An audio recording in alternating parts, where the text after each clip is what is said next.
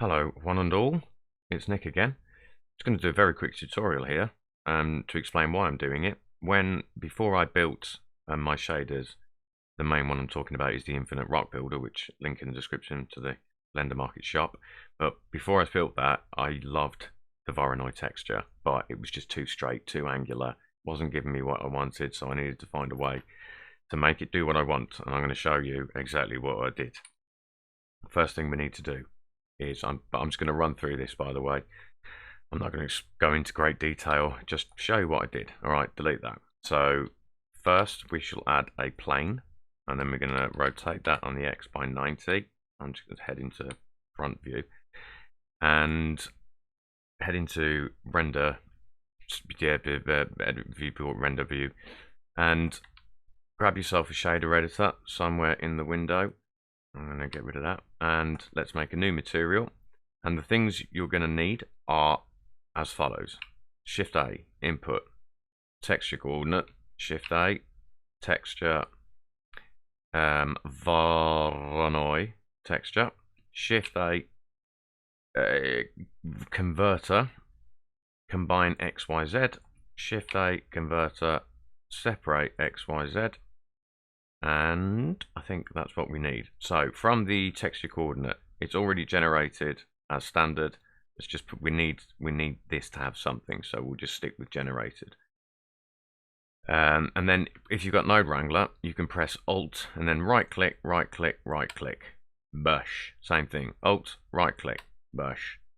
Okay, so if we Control Shift click this, again this is with Node Wrangler, we want to go to distance to edge. This is what it looks like, and yeah, it's great. The Voronoi texture is great, but it all looks a bit angular. So let's mess with the coordinates. So what we've done here very quickly is we've just separated the coordinates. We're only using, in this instance, we're using all three.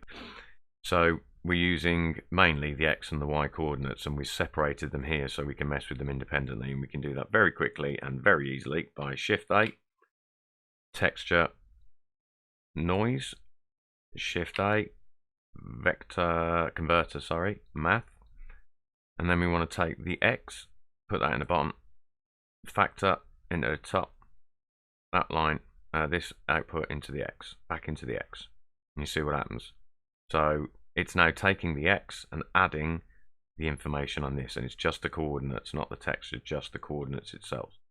And obviously that's a bit crazy, so what I would do is I'd probably bump the scale down to maybe, because if you go too far with the scale, it just gets it can get a bit crazy, but you can get the wobbliness with other things. So I'm going to put that down to 1.76, crank up the detail, you see it gets a bit bitty, add a bit of roughness, not too much, and yeah, and then just box select these two, Shift D, put them underneath, because we're going to do the same for the Y.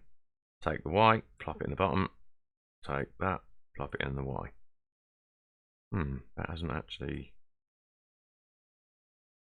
Okay, I'm just going to bring the scale, just mess with the scale a bit. Oh, there, I guess that'll do. Okay, so without the coordinates, it's that. With the coordinates, messed up like this, it's that. And then if we wanted to just displace that, first we'll need to tab into edit mode, select the face, and subdivide 1, 2, 3, 4, 5. I'm just going to do it 6 times. Shift A, vector, displacement, drop that there. Drop that into height. And we're going to drop displacement into displacement. And you'll notice nothing happens over here. Nothing at all. And that's because we need to go into your material properties, and under settings you have bump only. Settings, surface, bump only. Displacement and bump. Boom. And then if we control click, shift click that, there you go. I'm going to whack a subdivision surface modifier on it. Boom. Just to give it a bit of stuff. There might be a bit too much detail there, so I might just bring down the roughness on the coordinates a little bit.